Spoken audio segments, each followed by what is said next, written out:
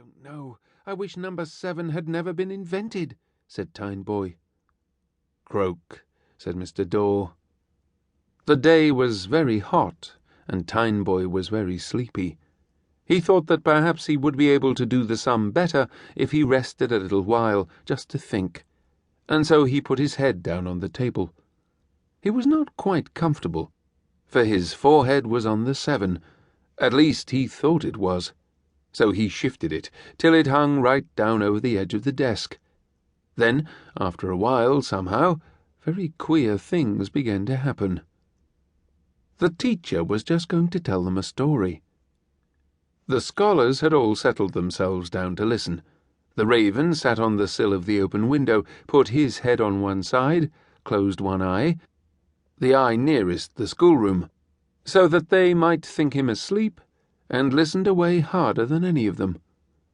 The pupils were all happy, all except 3, one because his leg went to sleep, another because she had her pocket full of curds and wanted to eat them, and couldn't without being found out, and the curds were melting away, and the 3rd, who was awfully sleepy and awfully anxious to hear the story, and couldn't do either because of the other.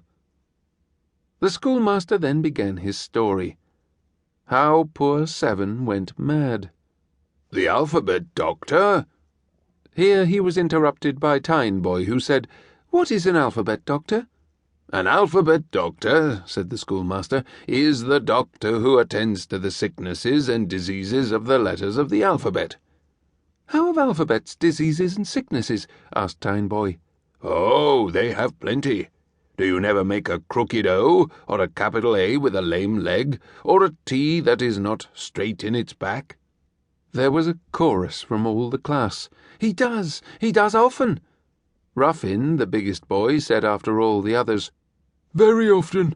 In fact, always." "Very well. Then there must be someone to put them straight again, must there not?" None of the children could say that there was not. Tineboy alone was heard to mutter to himself, "I don't believe it." The schoolmaster began again. "The alphabet doctor was sitting down to his tea. He was very tired, for he had been out attending cases all day." Tineboy again interrupted. "What cases?" "I can tell you. He had to put in an I which had been omitted, and to alter the leg of an R which had been twisted into a B. Well, just as he was beginning his tea, a hurried knock came to the door. He went to the door, opened it, and a groom rushed into the room, breathless with running, and said, "Oh, Doctor, do come quick. There is a frightful calamity down at our place." "What is our place?" said the doctor. "Oh, you know, the number stables." "What are the number stables?" said Tineboy, again interrupting. "The number stables," said the teacher, "are the stables where the numbers are kept." "Why are they kept in stables?" said Tineboy.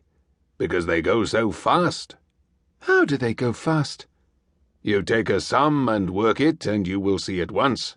Or look at your multiplication table. It starts with twice 1 or 2, and before you get down the page you are at 12 times 12. Is that not fast going?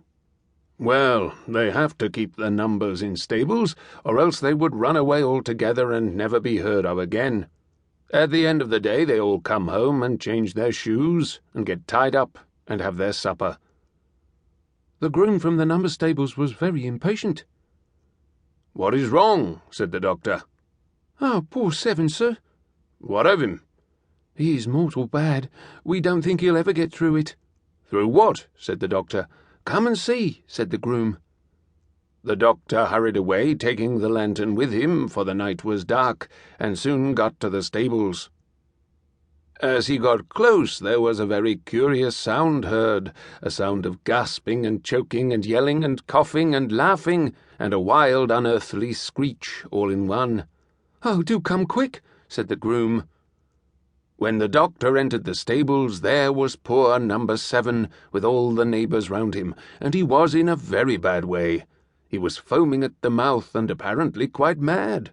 The nurse from the grammar village was holding him by the hand, trying to bleed him. All the